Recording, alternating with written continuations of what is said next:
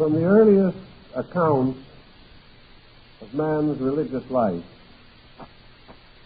sleep phenomena has been associated with oracles.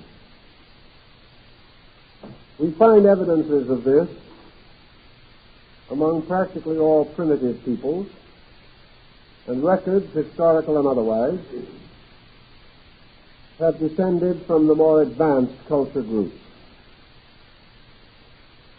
Sleep was regarded as a magic condition. It was in some way a suspension of our outer life. The soul, it was assumed, could depart from the body, could visit into remote regions, and ascending through the various orbits of the world, come close to the divine principles at the root of life.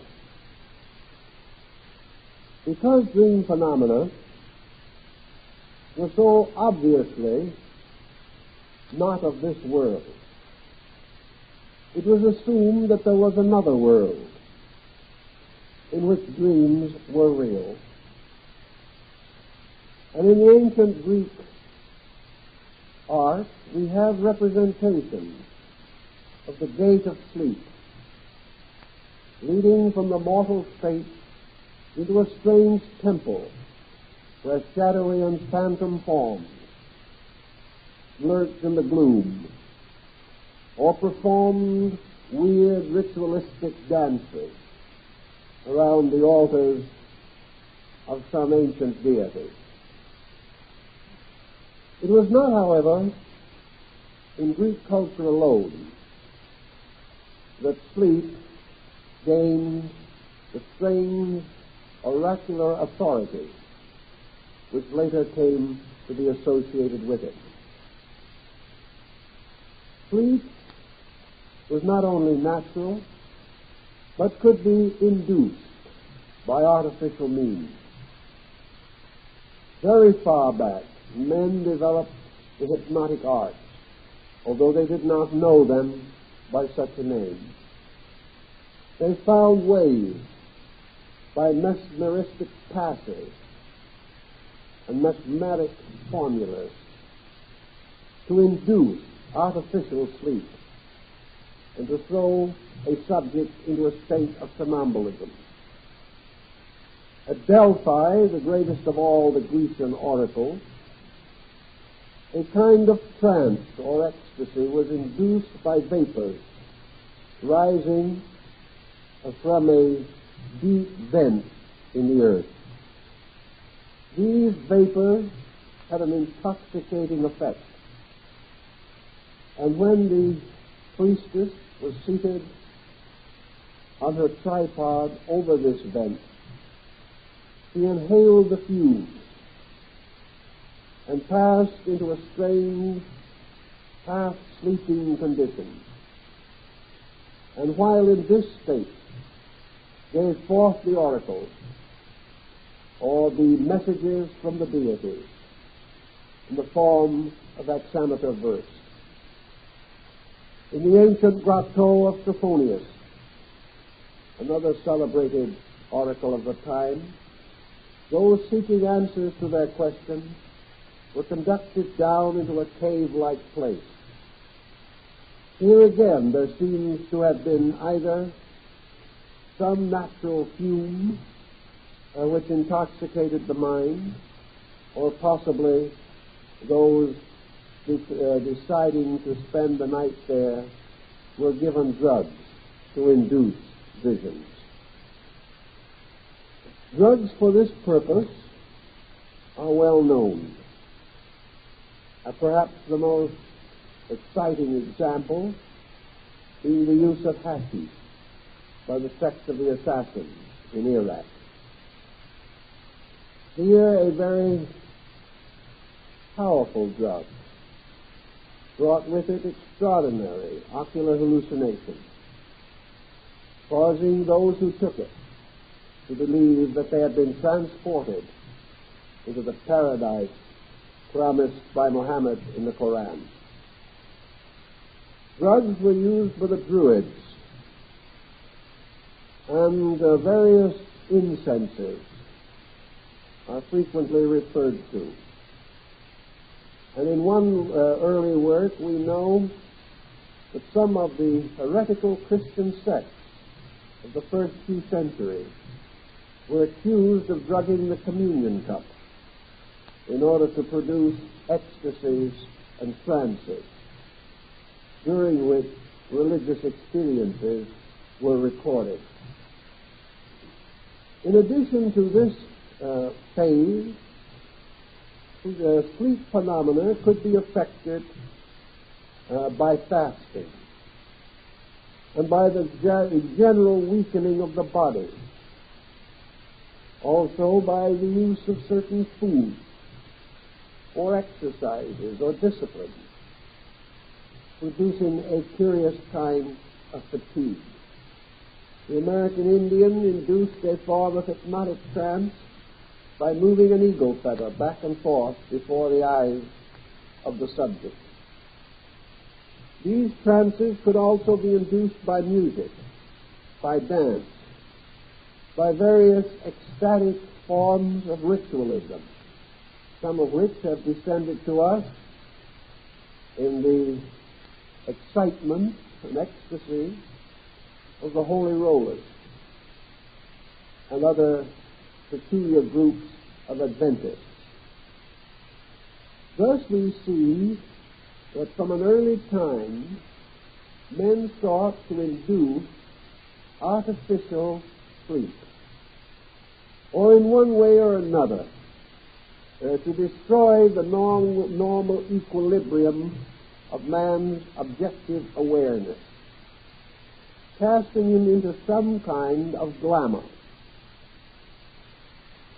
either through drugging or through fatiguing the senses. Because in these states he was held to have a peculiar proximity to spiritual mysteries. The motive was quite sincere. It was the only way, however, that these people believed that it was possible to open this door between the worlds and to find some means of retiring into the mystery of the divine root of things, or that other world which was closed to us by the ordinary orientation of our sensory perception. There is a very interesting Japanese fable of two young people in love who attempted to what they called in those days elope into the other world. It was a very curious thought, and of course it ended in suicide. But these lovers were trying to break through again this barrier which divided a condition of being from another condition of being.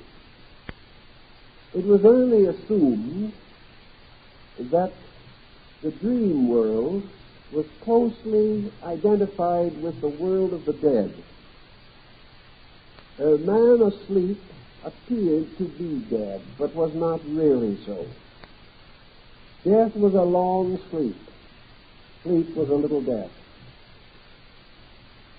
St. Paul points this out when he says, I die daily.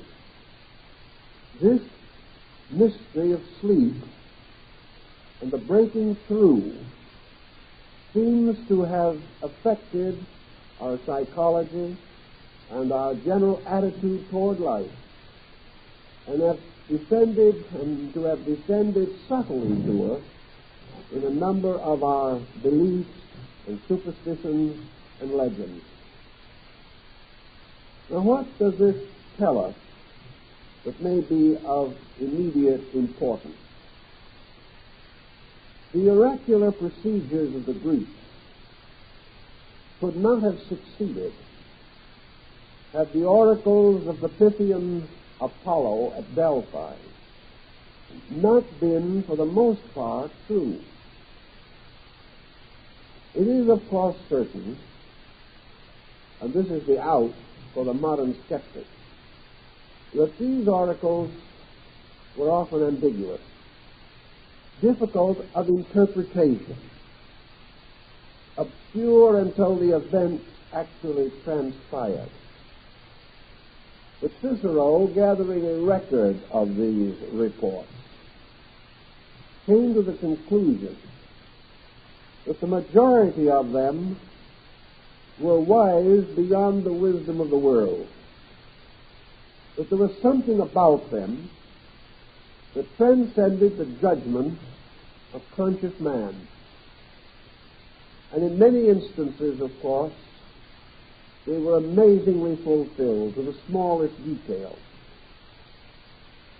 The reason why the Greek oracles were famous and were consulted by persons in every class of life undoubtedly was the reputation which gradually built around them. This reputation for accuracy has also been mentioned by older writers, and the most grudging have admitted that these oracles were universally constructive, that their recommendations were for the private and public good, that they did contribute a great deal to peace of mind and to the guidance of states and to the direction of leaders. And many of their less fortunate revelations also proved to be true. And warnings which they gave were seldom ignored without disaster. Even Socrates seems to have admired the oracles and to have acknowledged that they represented perhaps one of the deepest sources of man's possible knowledge of life and the world. Many of the oracles were also broadly informative. They brought answers to questions in art, science, religion, philosophy. They assisted in the preservation of crops. They aided the agriculturist in his plans for the harvest. They warned of storms and of pestilences. And it was rather obvious to these people that such information was not normally to be attained in a waking state. Now, the priestesses of Delphi, while selected with the greatest care, were mostly young women, although some reached elder years with great dignity and distinction. These young women were not trained in the worldly pursuits which might have been possible to them in these days. They were virgins of the temple. They lived apart and alone, a cloistered existence. They were not instructed in statecraft or in medicine or in any of these subjects, but were assured that the truthfulness of their revelation depended upon the purity and integrity of their own lives. This, I think, is a further point of interest and one which will bear consideration. Obviously, the normal state of man can be both naturally and artificially deranged. And among most older people, the insane, the mad, those hopelessly infirm of mind, were regarded with a peculiar veneration. They were believed to be very close to God. They were God's own. They did not belong, really, in this world. And it was the responsibility of all to treat them with kindness and to protect them, sometimes even from themselves. But this madness was something like the divine madness, the madness of the Dionysiac cult, induced by the juice of the vine, the intoxication which was held in religious ritual to open these mysterious interior perceptions, so that, of course, the use of wine in the sacrament, even to this time, originated in this Dionysiac rite, the rite of frenzy, the rite by means of which the individual seemed to suddenly escape from his human limitations and to be able to commune with powers beyond this world and even bring back messages of general interest. Many of the early American Indian tribes also made use of this broad concept. In their case, usually trances were brought on either by hypnotic means or by a form of autosuggestion. These old medicine priests seem to have been able to cast themselves into trances, more or less at will. And here, in tribal life, they had an unusual opportunity to demonstrate the accuracy of their foreknowledge. They were depended upon in a time when no dependable sciences existed, when laws and codes did very little to protect either the individual or the group. The person who had no rights, no privileges of legal or medical help, who was without any advantages of modern psychology or classical philosophy, built his life very largely upon phenomena. And this phenomena was nearly always associated with sleep mysteries and the power of the soul to depart in sleep to explore those things which it most needed to know. Now we can divide our thinking on this subject into two very broad patterns. The first, and one that is still held by many mystics, is that essentially the old concept was correct, that sleep does mysteriously liberate the soul from the body, or if not a total liberation, at least gives the soul a more positive existence while the body is at rest.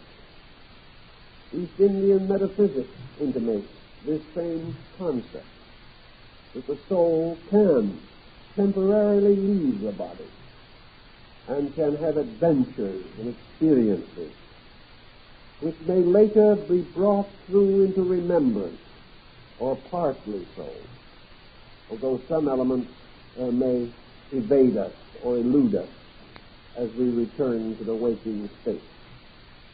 The other broad school affirms that the phenomena of the dream can be rationally explained on a psychological level, that it is not actually that the soul leaves the body, but that the psychic nature comes into a new relationship to the personality during sleep.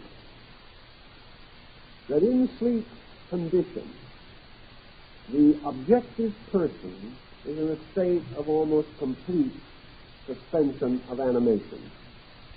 In sleep, the outer world loses its power to impress and influence us.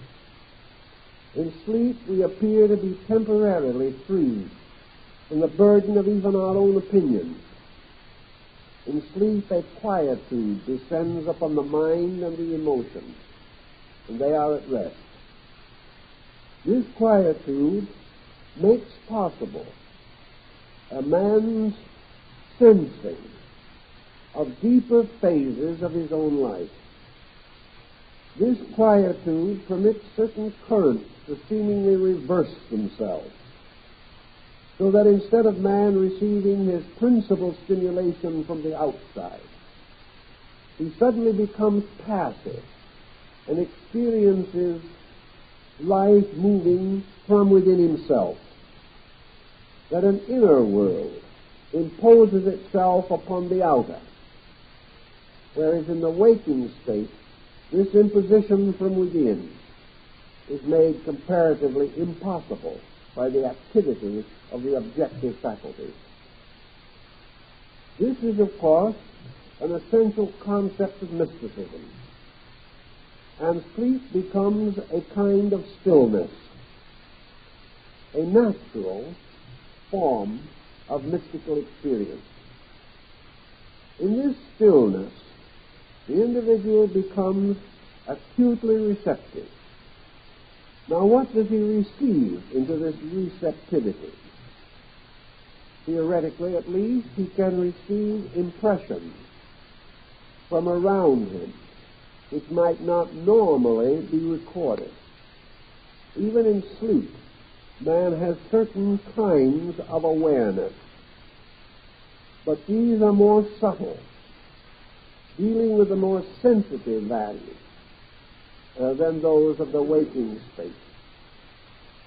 Parapsychology researchers suggest the possibility that in the sleep state, man may attain a certain clairvoyance, a certain at least clairsentience, a telepathic rapport with other persons. In sleep, he may sense more acutely the thoughts of his neighbors, friends, and associates. He may be more responsive intuitively to the temperaments of those around him. In sleep also, he may receive into himself masses of telepathic fragments from the lives and thoughts and emotions of countless persons.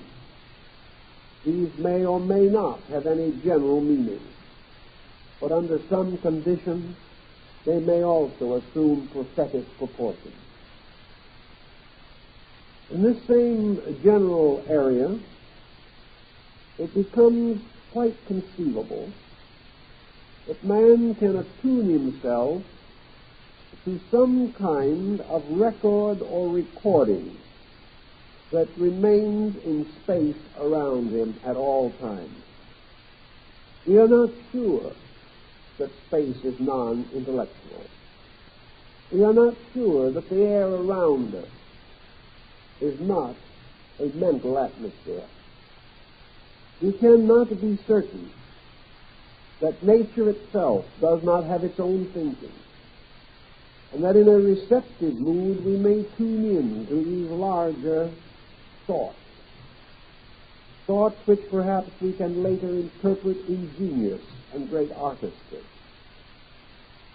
There seems to be a tendency also for this receptivity to be conditioned by certain major phases of our interest. We know that if we take certain thoughts to sleep, we may have dream experiences relating to these thoughts.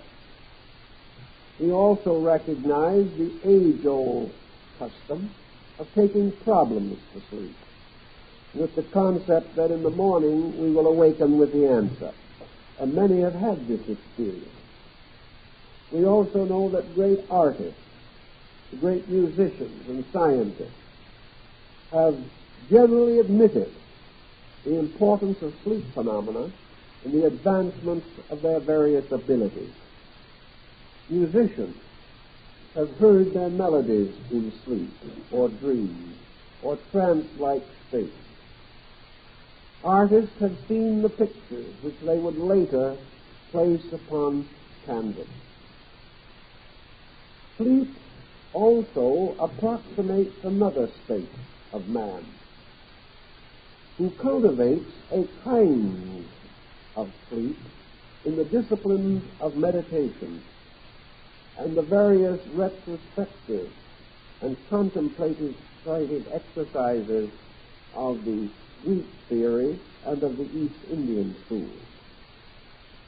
These meditations are quietude, leading finally perhaps to an almost complete submersion of the personal consciousness in a deep and mysterious ocean of universal values, such as is intimated in the Samadhi of Vedanta.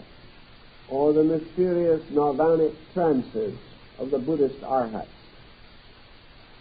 Thus, contemplative disciplines bring about again this tendency to detach the mind from the commonplace, from the everyday, and to submerge it more deeply in a tranquility, thus apparently opening the way for a sensitive apperception of things, of energies, of forces, of influences not otherwise immediately noticed.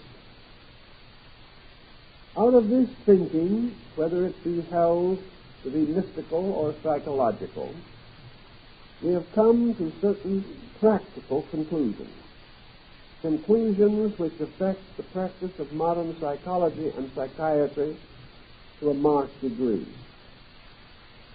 One of the conclusions is that in many instances, sleep phenomena are a valuable aid to the interpretation of the psychic complex of the human personality. That under certain conditions, dreams are not only keys to characteristics, but do constitute a form of admonition, a warning, or an inclination, a kind of instruction by which nature would seek to assist us in immediate understanding of some peculiarity of our own emotion or thought. We know that everywhere nature eternally strives to repair the damage that is caused by human ignorance. If this damage is too great, nature is not equal to the task. But wherever possible, nature sets into action autocorrective mechanisms to assist us in restoring this equilibrium upon which normalcy and health depend. Thus, as surely as we secure or receive hunches, feelings, we are also inclined to have this awareness of a need for a particular change in conduct or a modification of habits. Many interesting experiences relating to this type of nature's helpfulness have been recorded. An individual, even without sleep, will suddenly become acutely aware of some deficiency in his own nature. He will have a flash of insight which forms a corrective pattern to deliver him from some emergency in which he is in danger of becoming involved. There are many instances of foreknowledge in this department which have caused a person to cancel a trip on a train which was afterwards wrecked, or to not take a certain plane trip when the plane came to disaster. This kind of forewarning or premonition we know because it is testified to by generations of sincere and thoughtful persons. Most of these warnings, however, pass unheeded. We rationalize ourselves out of them. There are numbers of cases also where we record persons who have come to grief as a result of ignoring some kind of intuitional flash which might have saved them. In our daily way of existence, we do not take for granted that this internal insight is legitimate.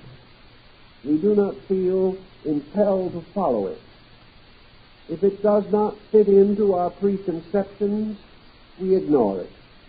If it is inconvenient to follow its instructions, we violate them and have certain argumentative procedures by which we justify our own attitude.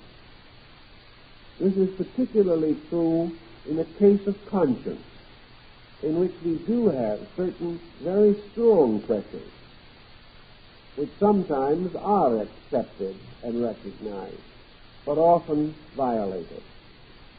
We have no great and full explanation of the conscience process, but we are inclined to feel that what we call conscience today has to do with the individual violating some preconception upon which he has learned to lean, or the validity of which he has accepted. Therefore, conscience does not represent any spiritualized faculty, but merely the voice of his traditional acceptances. Psychology, however, does recognize the fact that the violation of conscience mechanisms will nearly always prove detrimental. They destroy a degree of integration within the person. They cause him to have less faith in himself. They cause him to feel less respect for his own nature. If he feels that he is transgressing some value which he holds to be real, he is disappointed in himself.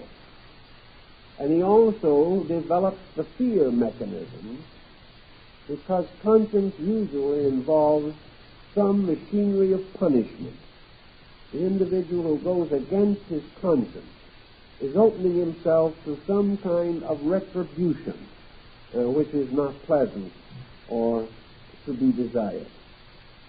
Now, conscience operates when we are awake, but we have every reason to suspect that it operates even more actively when we are asleep.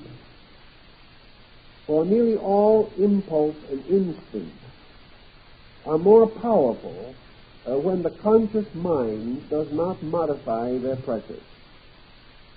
The conscious mind of man causes a focalizing of objective awareness. The individual becomes acutely centered in his objective nature. In this centering, he is exceptionally responsive to the visible and physical things around him, and very little does he respond to the invisible, superphysical things within him.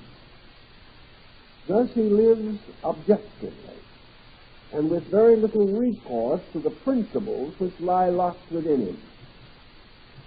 This brings us then to the element or the chemistry of the psychic factor as it might be involved in dream phenomena.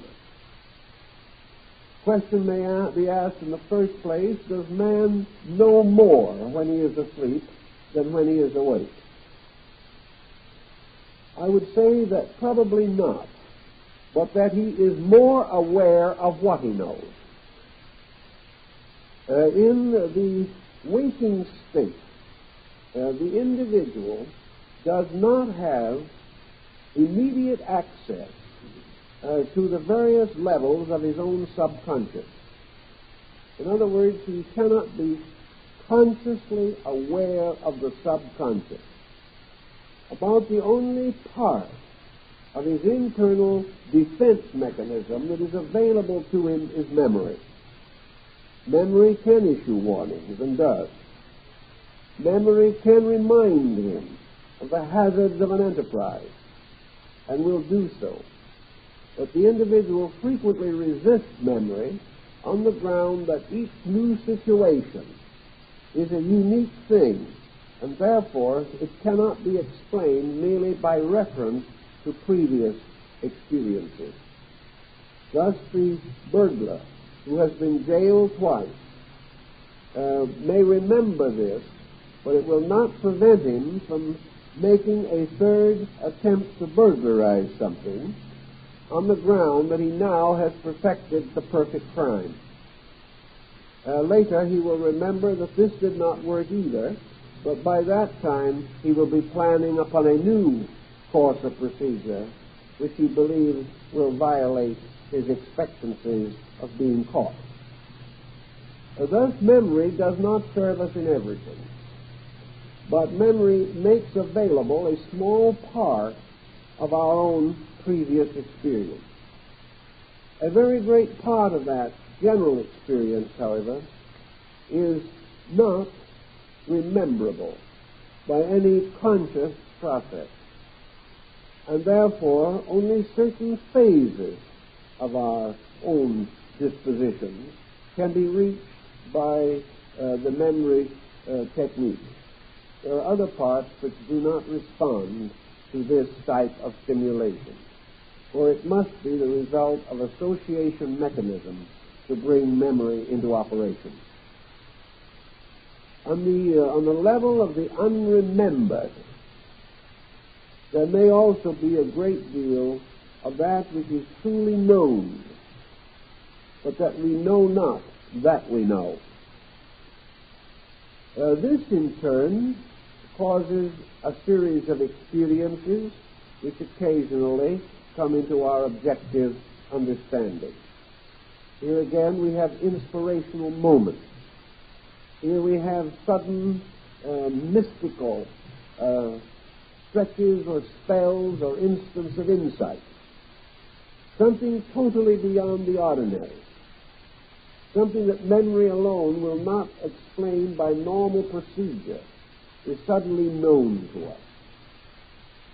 Now, in this knowing to us, I believe there is another element that we have to bear in mind. It may have an effect upon the entire problem of learning from dreaming. Man's inner life is undoubtedly archetypal, and by that I now mean that it represents a pattern. Man's internal organization is built upon law. It is a formula, lawful in itself, and depending for its continuance upon obedience to basic laws of existence. Thus, inside himself, man is a law-abiding creature, even though in his outer personality he may be a lawbreaker. Man mentally, even emotionally, seeks to outwit his own lawfulness. He finds innumerable excuses, and in the course of ages, the external tradition of man has deviated markedly from the internal record or report. The reason for this has been that objectivity, by the intensity of its processes, has come to be regarded as the final reality. And the problems that arise around us have precedence over the pressures that arise within us. If, therefore, as a result of tradition, heredity, indoctrination, and experience, each of these to a measure misunderstood, we arrive at a certain conclusion or a certain attitude, we may develop a total personality which is psychologically unsound. This personality may not be so considered either by the individual or by his associates, because he may live in a world in which this kind of unsoundness is prevalent. Most people being like himself, he considers his own nature to be normal. And in this sense of normalcy, he goes on breaking rules and laws imposed by nature because others break these rules and laws. And so society becomes an order of lawbreakers rather than of law keepers. Such laws as will bring with them immediate physical punishment we are inclined to keep. But laws which affect us primarily on a psychic level, we neither understand nor appreciate, nor do we sense the need to obey them. This means substantially that the inner life of man may not condone his outer conduct, be entirely sympathetic with it, or recognize it as a best way of action. To meet this situation, man builds more and more rational defenses. He tries to convince himself. He psychologizes himself, or permits himself to fall under the hypnosis of prevalent attitudes. Now, hypnosis produces a susceptibility to suggestion. The hypnotized person must, to a measure, temporarily fulfill the wishes of the hypnotist. In the same way, a hypnotized society must fulfill the pressures or purposes or accepted procedures of that society. Once we assume the normalcy of a social pattern, this social pattern begins to influence us. It moves in upon us. It requires allegiance. It creates penetration by consistent repetition of its plan or its procedure. And today we take the child from its parent's knees, place it into the school. The school continues to indoctrinate that child with certain beliefs. These beliefs are carried through into higher education. They then proceed onto the business level of life. Then the individual marries someone with the same beliefs. These are further intensified. The young people become parents and pass on these same beliefs to their children. And all the time, these beliefs are becoming more believed by the person who holds them.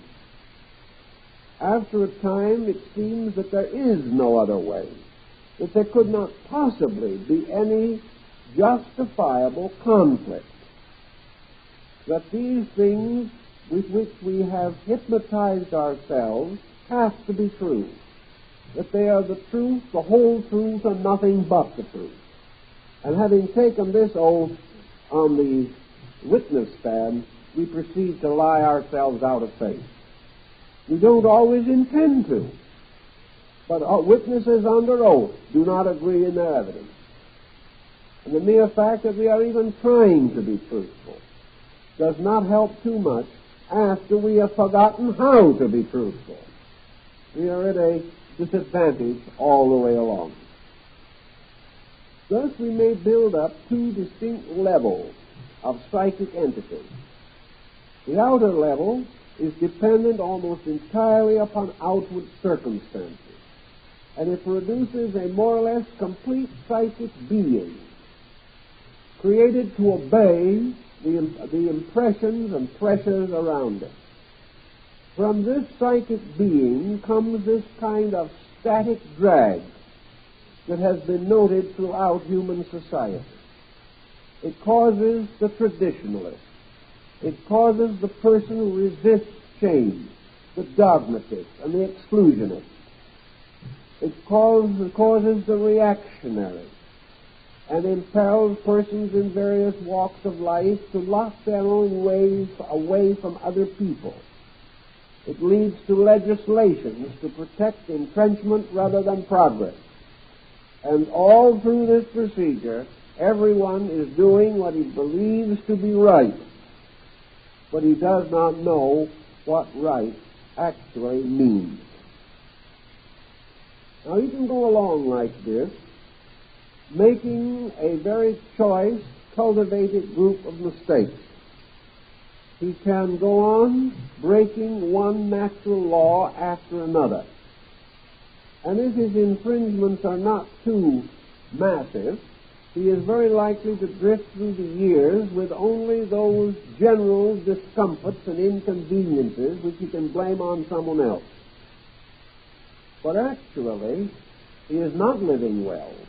He is not being true to the rules of his own existence. He is betraying something inside of him while he is trying to protect the surface of his own consciousness. This situation frequently leads to the building up of pressure. The variations of the personality from the inner integration of life may become more pronounced. Attitudes that are detrimental may take over. The individual may find himself inundated in his fears and worries. He may find his natural optimism ebbing away. He may discover that his health is vanishing by degrees, and that he has not much longer to go before the general error of his ways will result in the disintegration of his mortal compound. This situation can and often does result in a desperate effort or a meaningful effort on the part of the archetypal consciousness to reassert itself over the life of this individual. I think we are safe in saying that while man, by himself in a forest, could not necessarily learn to read and write, that in this state of isolation, had he the proper faculties, he could gain a very profound knowledge of many values. He could become intelligent without becoming intellectual.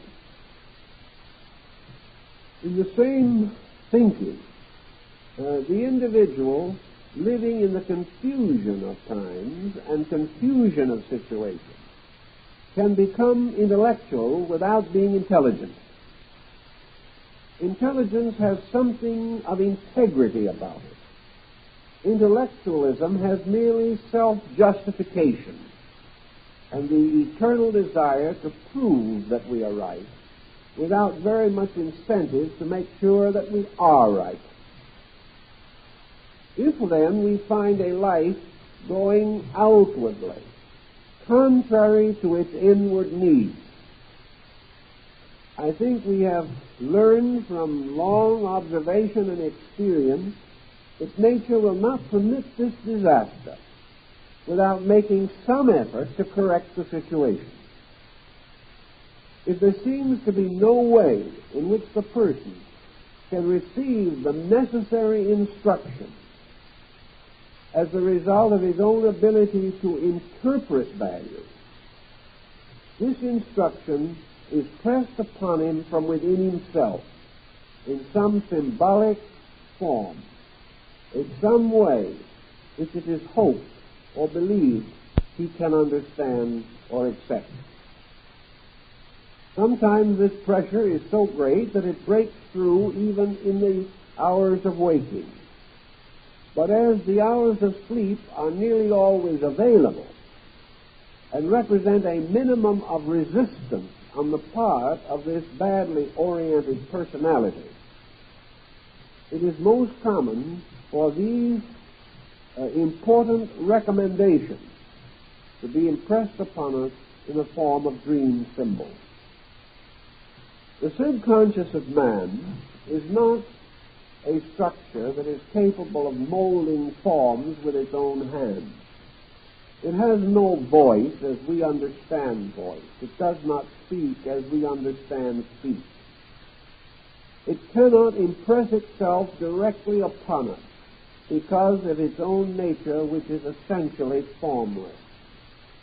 We have no actual ability to behold the face of integration. We do not know what it looks like. But we do recognize that it can be communicated or in one way or another made somewhat evident to us by means of symbols. Actually, we have no ability to understand any abstraction unless this abstraction is closed, is put into a likeness or guise which is comprehensible. It is impossible for us to draw a picture of virtue. The only way we can understand it is by means of examples, and examples are a form of symbolism. We use the example to indicate the principle.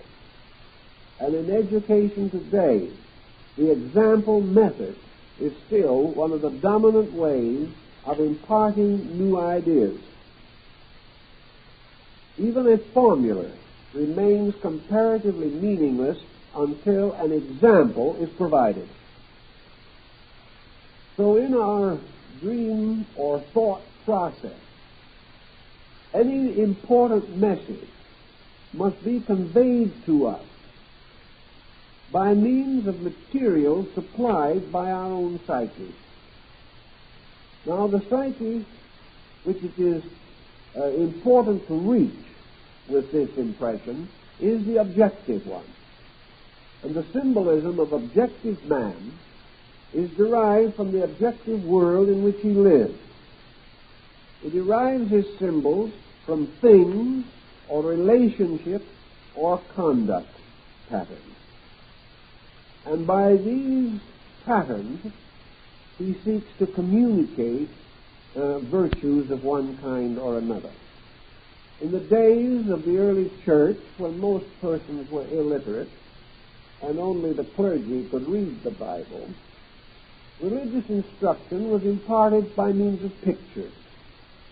The walls of the churches and chapels and cathedrals were ornamented with scenes from the life of Christ. These were explained by the priest or the deacon and became, therefore, pictures of quality. These pictures were enlarged to include the parables and the principal admonitions of Jesus, and were further complicated or enlarged by the production of miracle plays on the porches or the broad squares before cathedrals. Here, dramatically, the lives of saints, the various moral virtues, the victory of good over evil, the story of the prodigal son, or the tale of the Good Samaritan, were enacted in order that the people might thus become aware through a simple symbol of the natures and substances of invisible virtues which could not be directly traced of themselves. Thus, when some kind of abstract impulse is communicated from the archetypal psyche to the objective mind, there must be an adequate way of communication. Now, if we would assume that this subjective is a kind of ancient teacher, is the instructor, is the sage or the saint or the savior, the prophet, the priest, the philosophic physician, we can perhaps estimate what our reaction would be if some such a person should suddenly enter into our physical way of life. Supposing some very wise person made himself available to the needs of a very foolish man. The chances are the entire procedure would be utterly non-productive. The wise man would not be accepted by the foolish man. His wisdom would be regarded as old fogyish advice. He would be told that he belonged to a decadent generation, that the qualities which he tried to teach were old-fashioned and no longer applicable, that the only way to live would be the very way which was causing the trouble.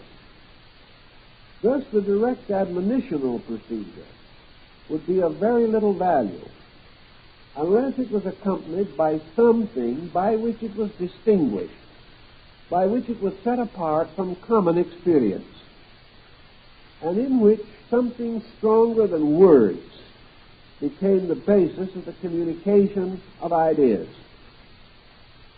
Sometimes, therefore, your archetypal image will impress itself in the form of a vision in which a person, usually a celestial or sublime being, suddenly appears as though in actual reality, communicates the instruction or gives the warning or the admonition and then vanishes back into the mysterious abstract regions from which it came.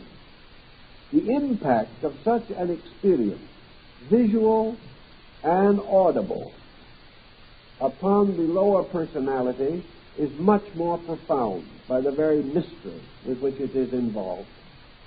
Such a visitation, so-called, could not be taken lightly. And the course of history has frequently been changed by visions of this kind.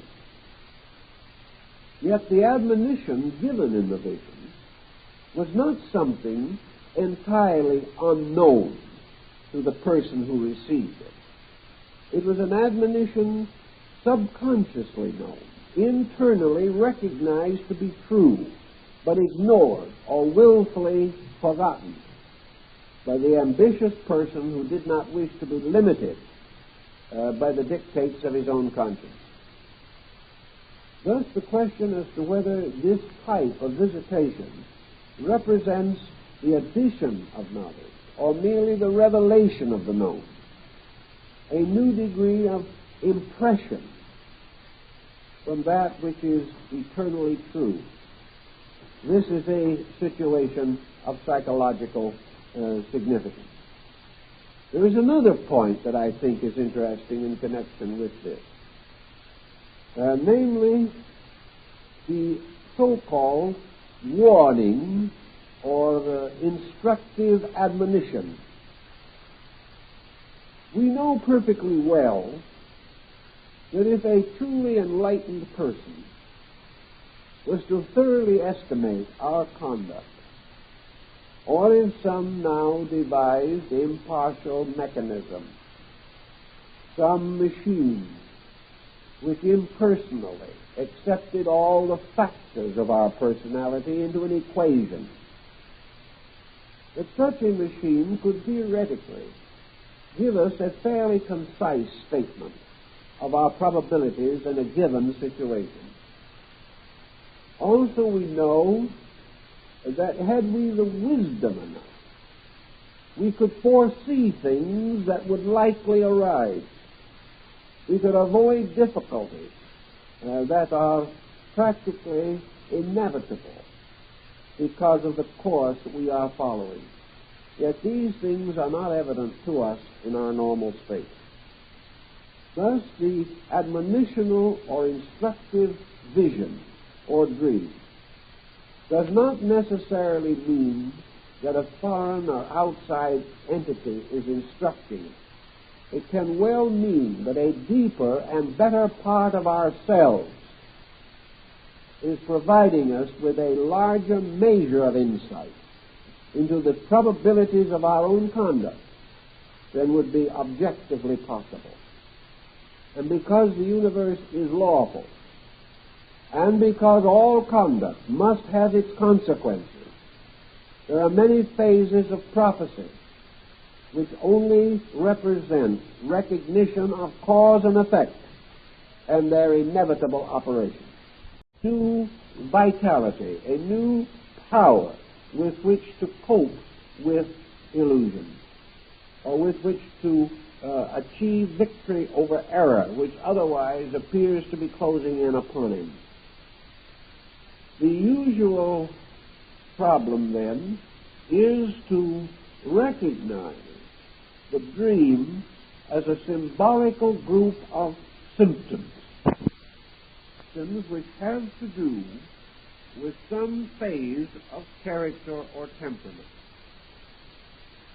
These symptoms most frequently express themselves as a result of a critical alignment of problem factors. Very often they will precede a crisis, and if they are not in some way regarded, the individual from then on falls immediately into a more desperate situation. The symbols used in such dreams are derived, as we mentioned last week, from a kind of vocabulary of natural figures, natural objects, which have certain interpretive overtones, as objects with which we particularly associate values. These values arising from our mythology, our legendary, our lore, art, literature, or culture, and values which have become accepted as a language of value by ourselves. We can easily understand that the objective nature must reach as far as it can into the subjective to meet this impression pattern that is seeking to come through. The objective refines itself from things seen or tasted or smelt or touched to things which are overtones. It moves as far toward the abstract as it can, and the abstract moves as far downward toward the concrete as possible. And if we are fortunate, there is a meeting of these two, forming a bridge for the actual communication of the instruction, whatever it may be. So we will say that nearly anyone who is under psychic pressure of any kind is subject to these warnings, to these diagnostic aids, which are intended to make possible his rapid recognition of his own condition and to inspire him to a proper remedy.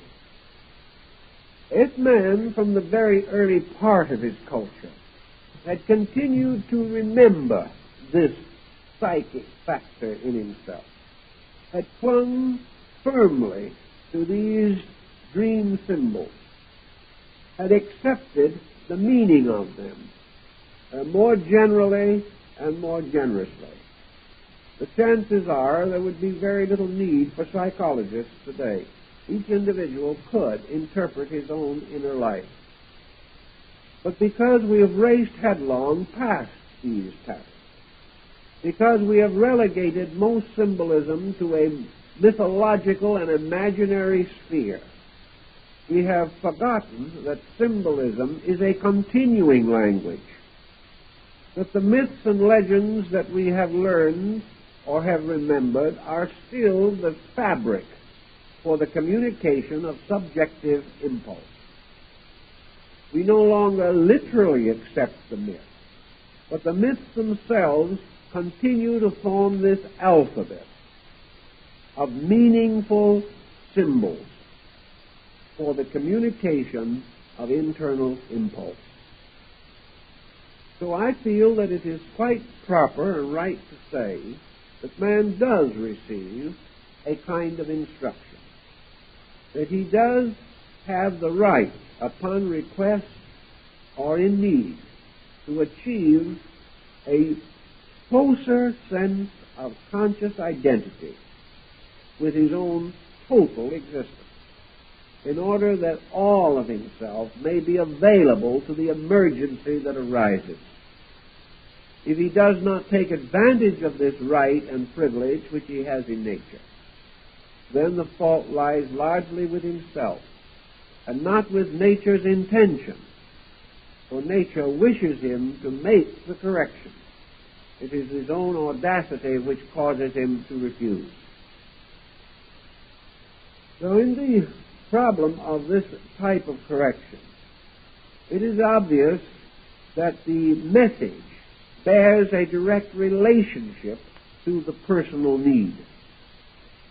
And as persons interpreting myths and legends interpret them differently, so that even mythologists have no common mind on these things, so it is true that symbols have different meanings to different persons and at different times. But always there is a meaning, and that meaning is always in some way related to our own personal psychological pattern. So, taking this thinking, we know that in philosophy, for example, there has always been the recommendation that the individual, in the presence of a serious decision, should pause and reflect. Now it is this peculiar pause which is the key to receptivity to the psychic impression. If the person who is about to make an important decision would stop for a moment, go by himself, relax and be still, and then very quietly put together the elements of his path, he would find that he has a skill that he did not suspect. That hasty decision may have complicated a situation that could otherwise be reasonable. It is this pausing, this stopping, this letting go of the conscious objective machinery of the plot and the scheme and the strategy. It is the individual attempting to make all major decisions from composure rather than from emergency. Emergency does not permit the psychic self to be heard. Emergency forces continually greater objectivity. The individual, as the emergency progresses, must make his decisions from ever lower levels of his own intelligence, until in panic he makes the worst decision of all. Thus the idea that the ancients had, that in grave moments men should go into the temple and pray and ask the help of God in their decision, simply meant that they should go, be quiet, state their problem internally or in words if it so pleased them, addressing these words to the highest concept of truth which they could conceive. And then they should be quiet, attentive, and receptive to the answer. Whether the answer was to come through the oracle, or whether the answer was assumed to appear miraculously in their private lives. But this very process of placing ourselves in a mood of expectant relaxation, a mood in which we resolve to permit an impression from some superior level of consciousness to be received into our objective nature. This pause, this moment of quietude, opened the door in many instances, allowing the subjective to tell us its larger decision, or to reveal to us more clearly the elaborate complexity of the undertaking with which we were concerned.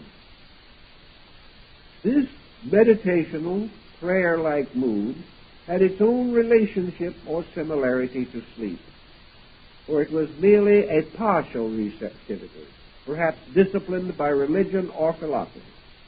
But it was certainly the individual learning to listen for some kind of an inner voice, some kind of an inner impression, which would intuitively enrich his decisions.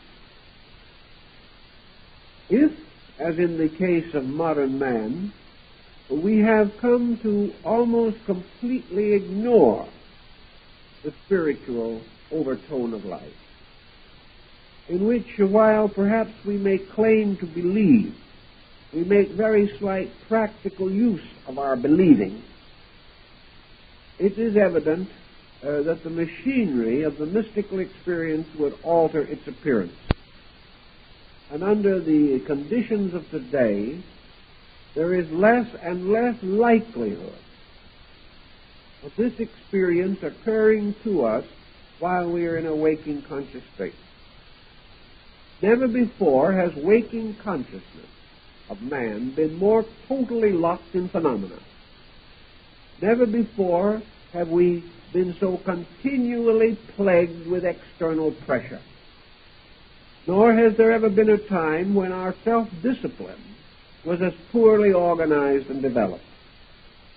We are for the most part, lack the capacity to relax or to enter into a truly meditative relationship with life. We are not able in the waking state to achieve true receptivity of consciousness. We are continually battling, and what a time we might like to spend in such meditative procedure may be so frequently interrupted as to make the procedure comparatively valueless. And so at last, after the long and difficult day, we tumble into bed. And our first release from our own problem is unconsciousness. And sometimes we are even deprived of this blessing, continuing to toss and thrash through the night, trying to escape the intensities of habit mechanisms, which no longer permit us to rest even when the time is available. If, however, through physical or psychic fatigue, we actually go to sleep, we not only, for the first time, achieve a kind of relaxation, but never before in history has our psychic load been heavier. Not too long ago, the individual psychic load was mostly grave concern for the immediate and imminent circumstances of his personal existence. He went along very much a creature of habit. He did not expect unusual reward. He was not particularly discontented. He accepted a lot similar to that into which he had been born. And his main worries involved sickness or loss or accidents and things of that nature. He was not obsessed with world politics. He was not ready to collapse psychologically if the wrong candidate got in. He had none of these delightful measures that are burdening us even this fair evening. Actually, therefore, his psychic load was perhaps more religious than ours. His fear of sin was probably more acute than ours. His fear of nonconformity was more acute. But he was not in debt beyond control. He was not afraid to be sick because he could not pay the doctor's bills. He was not under the psychic pressure of intense mechanism. He was not jealous and envious to the degree that we are. And he did not come face to face with the tremendous conflict of powerful personalities that today are our normal lot. Thus his psychic load did not impose itself so directly upon him, nor did it demand such a crushing and crashing breakthrough as the one we bear today. As a result of this situation, we note that apparently the psychological sleep consciousness of man is more active now than ever before in our recorded history. This activity seems to mean that the person is more psychically stress-ridden than ever before, and that the insecurities of life are accumulating more rapidly than they used to. And where this situation is not met with some appropriate remedy, nervous breakdowns are almost certain, heart trouble is more frequent than it used to be, and in spite of our elaborate scientific discoveries and the ways in which we can now combat many ailments, the public health is not as good as it was 50 years ago.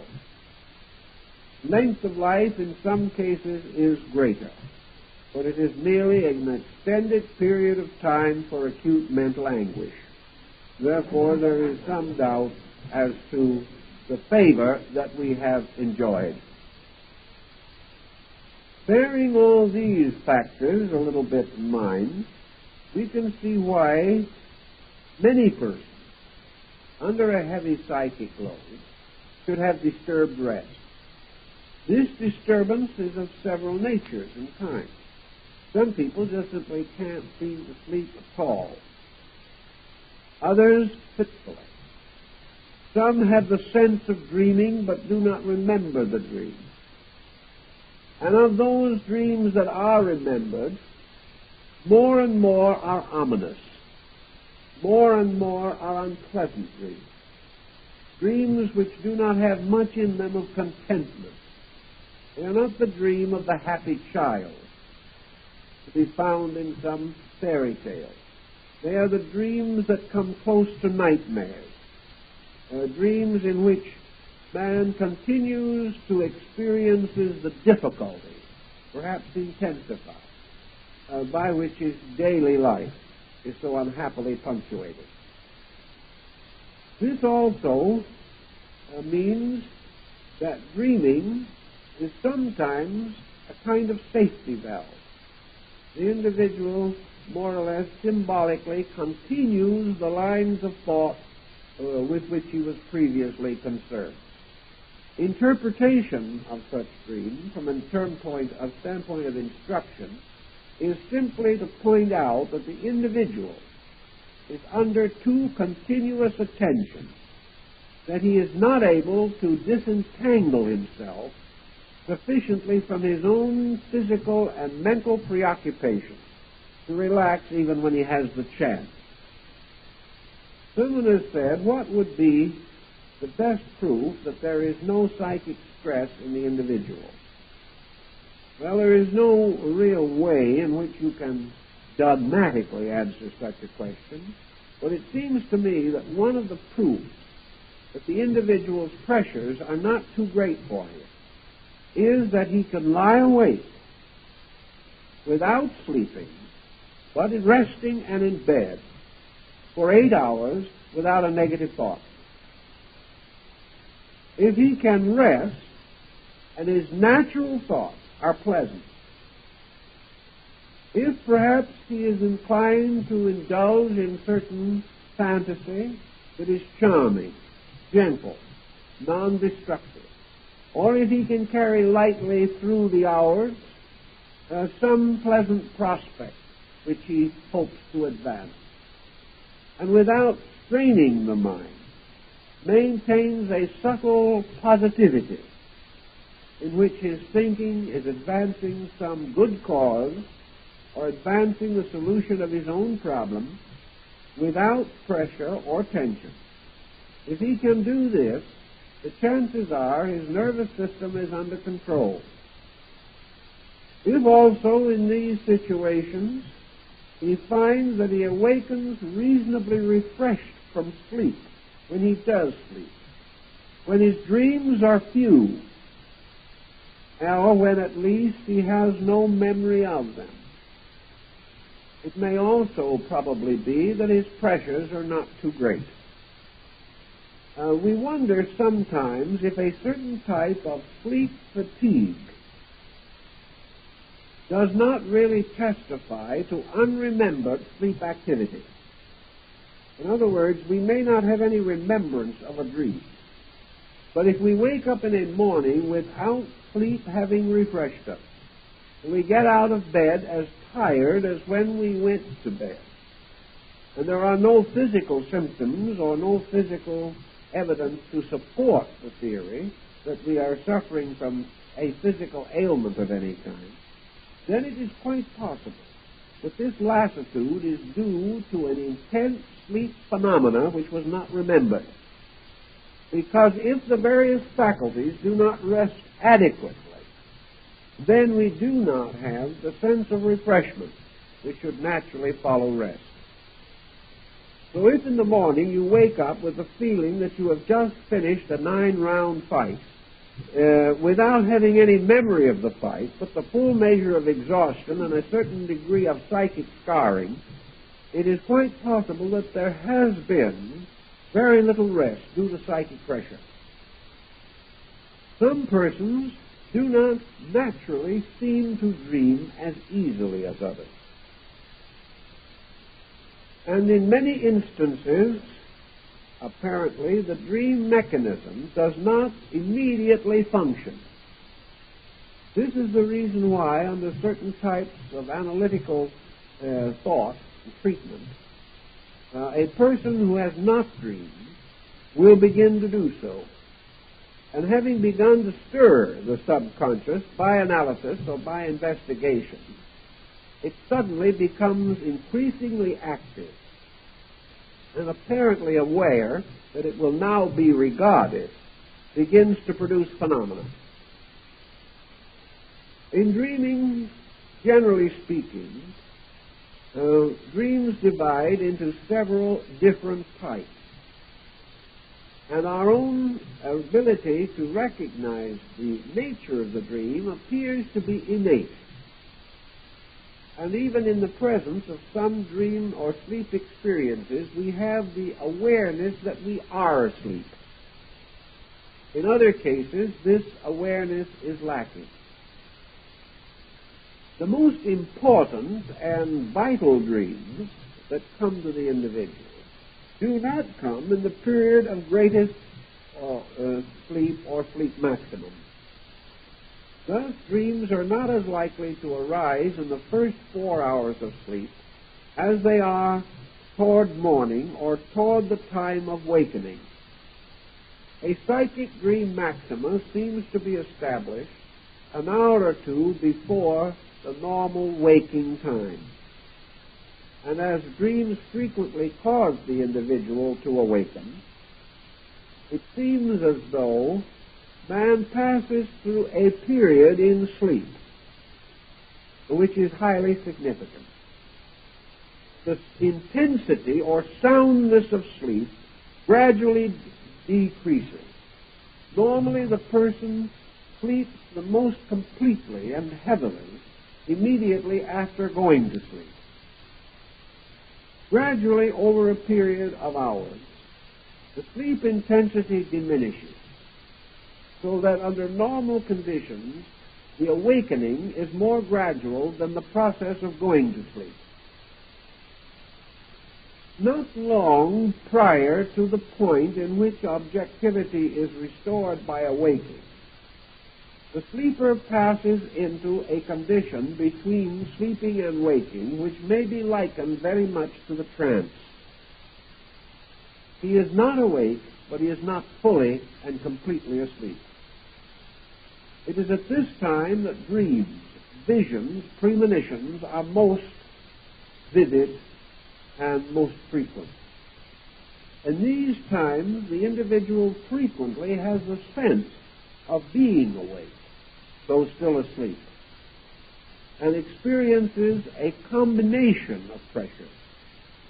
He is partly aware objectively, therefore is able to contribute to the acceptance of the dream itself. He is partly subjective, and his condition may be likened to a deep meditation or to a period of intensive concentration or contemplative discipline. I would assume from what we are able to learn nowadays that your prodromic dream, or your dream which has to do with the condition of the individual in some stressful situation, must usually break through at this time. Therefore, the important dream comes not in the soundness of sleep, but in the bridging of the sleep-waking state. Because after all, the pressureful dream seeks to be remembered. There is the desire that it should be recorded. Nature wants us to know that dream when we wake up.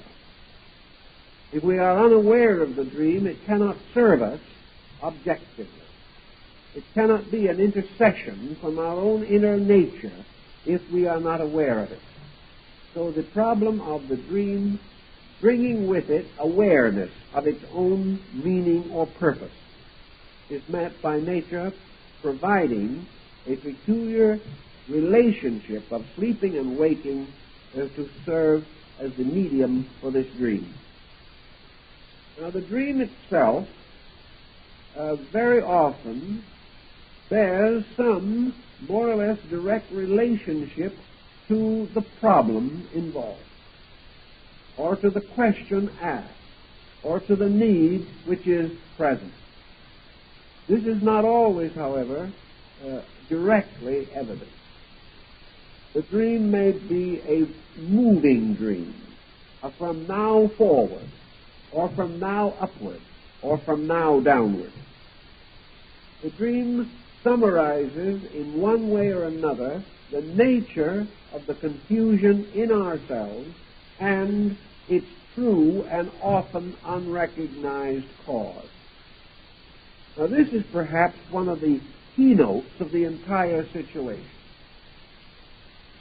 Things have several apparent causes and one true cause. The attitudes that we hold, the situations that arise in our lives, are nearly always related to some basic principle or to some basic factor with which we have been unable to cope successfully. Most persons' lives are projections of a small group of psychic patterns. These patterns may be traceable to early life. They may be traceable to shock or intensity or disappointment or tragedy. They may be the accumulation of habits. They may arise in our believing or in our lack of self-control or in our appetite. But there will nearly always be a few basic pressures which have become submerged and which are now known to us only by a series of scattered and sometimes apparently unrelated circumstances.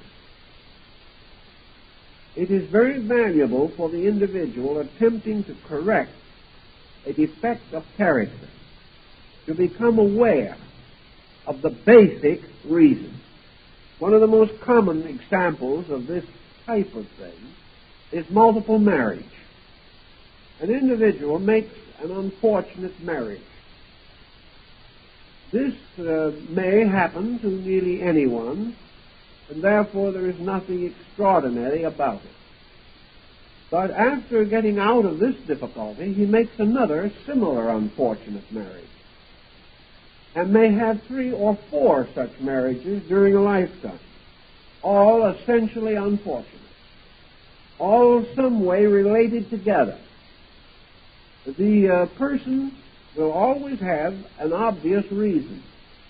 The other individual was either undesirable or misunderstood or had temperamental peculiarities resulting in incompatibility.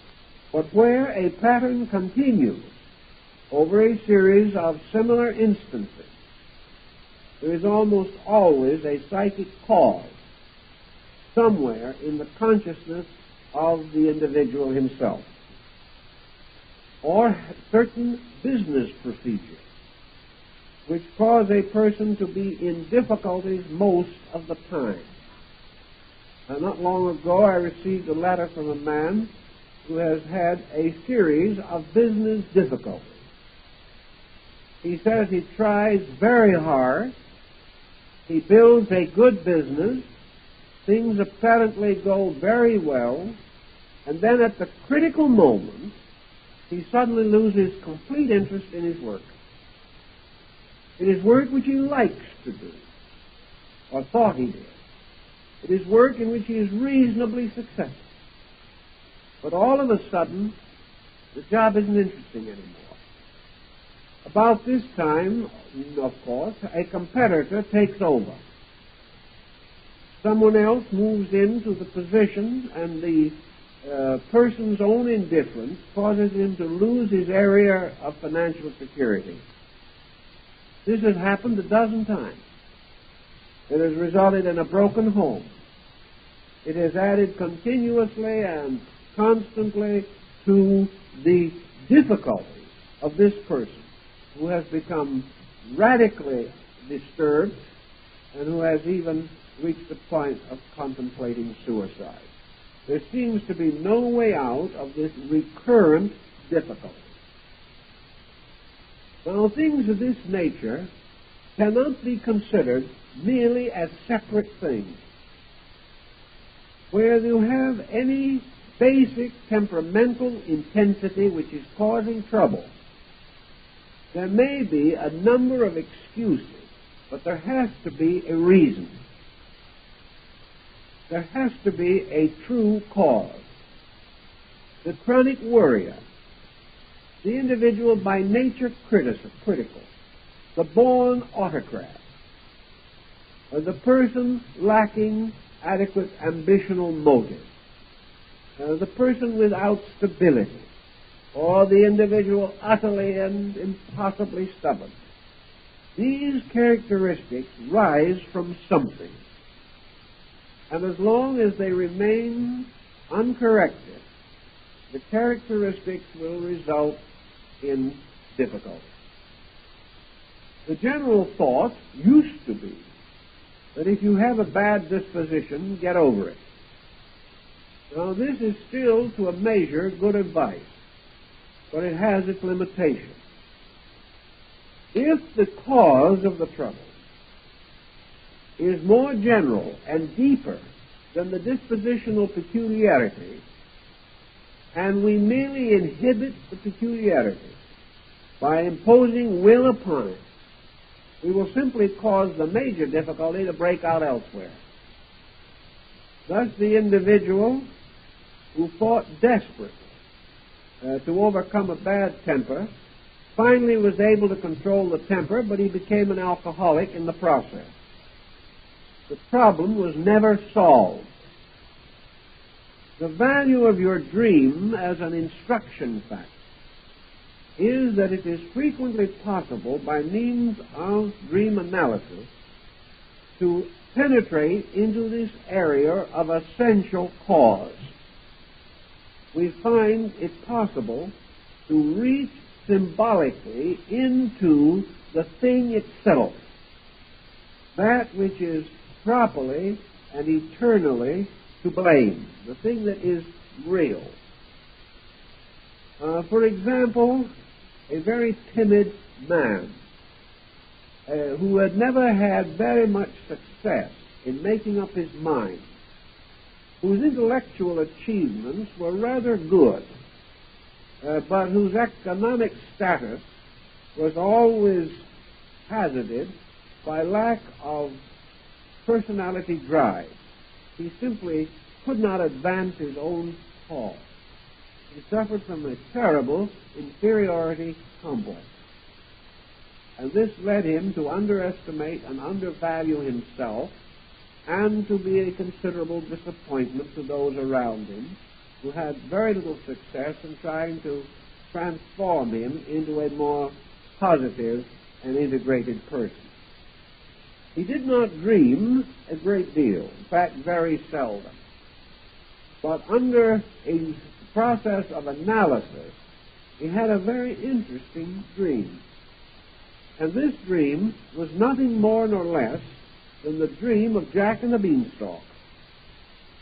Now, for him, this might seem to be little more help than his previous unawareness of the situation. But the story of Jack and the Beanstalk has considerable psychological integration. And as the dream proceeded, this Jack, seeing himself in the dream, found in the fact that he had to conceal himself in the house of the ogre, who came in rumbling and grumbling and shouting, and terrified the dreamer almost out of his wits. This phase of the dream continued to be prominent until it became obvious that somewhere in the life of this individual, the ogre factor tied into his timidity. Somewhere there was an ogre. Somewhere there was a giant. Now, what was the final, more or less, clearing circumstance? It might be quite easy to say that this ogre could be a person, that this ogre might have been an overstern or dominating parent, or a cruel guardian. This ogre might also represent some basic fear by which the individual tormented himself.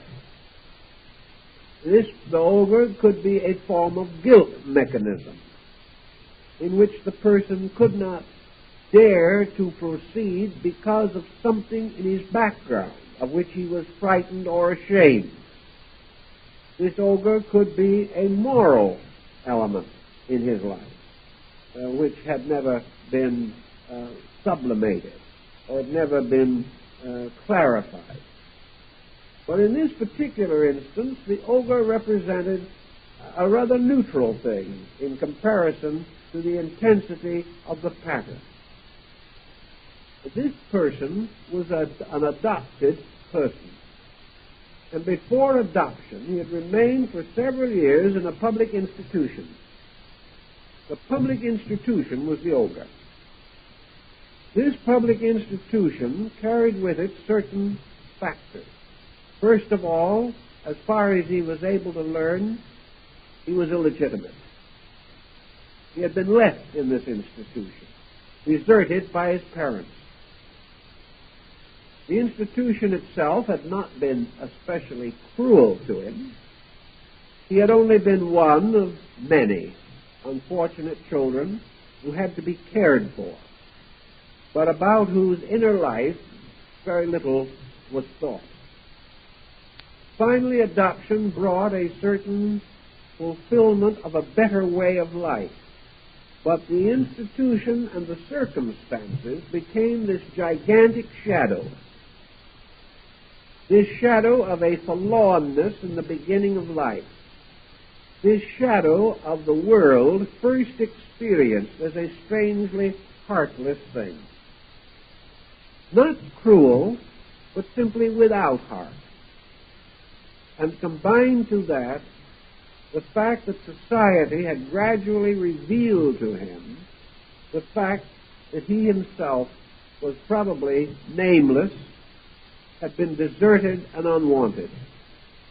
As a result of this, the world gradually became the extension of the orphanage.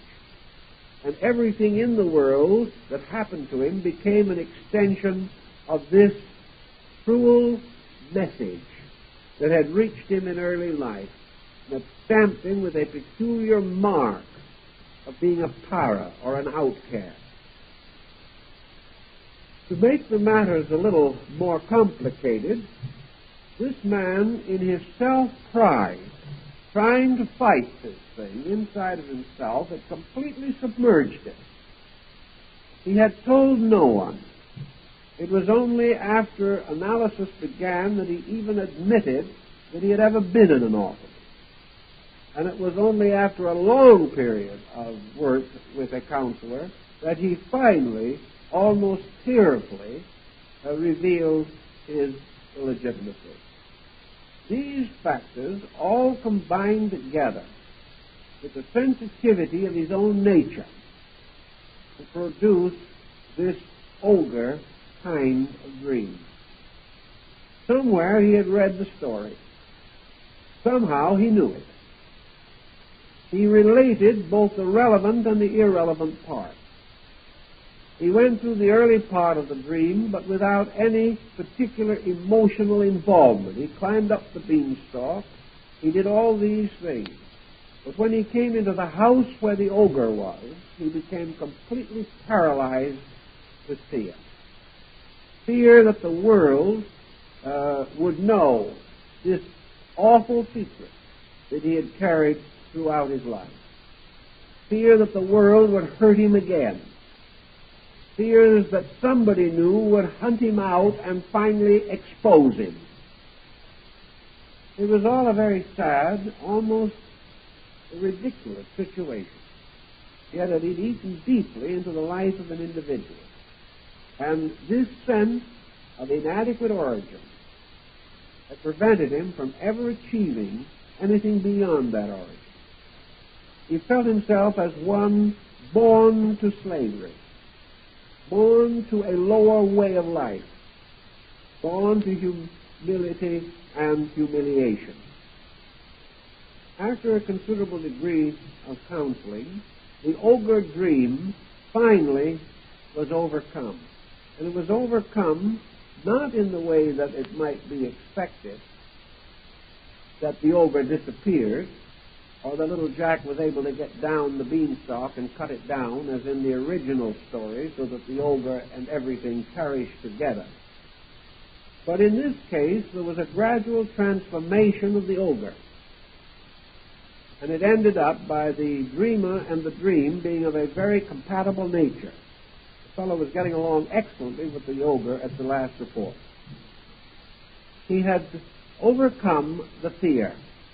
But the ogre seemed apparently to be a symbol suitable to summarize the shadow, this heavy imponderable that hurt all the time.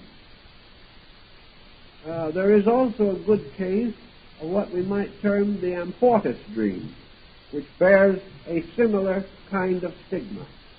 You remember in the Grail legend, Amfortas, the king of the Grail, attempted to rescue the holy spear from the black magician. But the black magician turned the spear and thrust it into the side of Amfortas. Amfortas had intended to use the spear to destroy the power of evil. But the power of evil took hold of the spear and wounded the king of the Grail. This wound would not heal. And the dream of the Amfortas nature is usually the dream of some kind of a sickness or a deformity or an ill that will not get well. It is sometimes one of the commonest forms of it is the eternal toothache.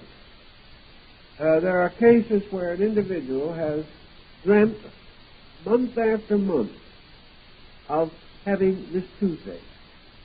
Nothing could be done about it. Dentists and everyone tried, but the toothache continued. It could not be cured. Other individuals are crippled at sensing deformity in a dream, a deformity which by its very nature will not get well. Thus this Amfortas type of dream, the dream of the wound that will not mend, seemingly is related to a certain kind of psychological problem to which the person has associated an inevitability. He has decreed that this condition shall not and will not change. Now, this conscious decreeing of this usually involves some kind of loyalty. It represents a person sometimes obligated, either by circumstances or self-obligation, to a way of life or to a situation which gradually becomes unendurable. Sometimes it is this old story of matter of principle, the dream that will not get well, has also been associated with a kind of loss from which the person never expects to be able to recover. A man in his early 60s, through unwise or unreasonable investment, lost most of his world holdings. This resulted in a dream relating to not getting well. The man consciously believed that he was too old to recoup his fortune, that therefore he was now in a hopeless condition of financial sickness. He was sick with an incurable ailment. And wherever the ailment is incurable, it is involved in the idea that the individual cannot correct the prevailing condition. There are cases also in which, for example, a religion preventing divorce, two persons living together who are unable to attain any degree of compatibility. Either one of those persons, and even both, may develop this dream of not getting well, of things continuing and going on. A criminal who has been convicted of a major crime and has served his sentence returns to society, but has this sentence hanging over his head. As a result of that, he is never able to feel sure that his social condition will be any value to him. He is always afraid that his record will catch up with him. This very often results again in this not getting well dream. He doesn't dare to become too much associated with anything for fear that his old crime will destroy any new relationships or values which he may build. He may also, with this type of dream, be one who has tried to conceal his older record. Usually it is the concealment factor which results in the pressure that disturbs the life. This pressure disturbing the life of the individual, this dream of not getting well, very often means a very spotted and unfortunate career, the type of life that may end on Main Street, the type of individual whose incentives have perished and who has no sense of being able to restore his own nature.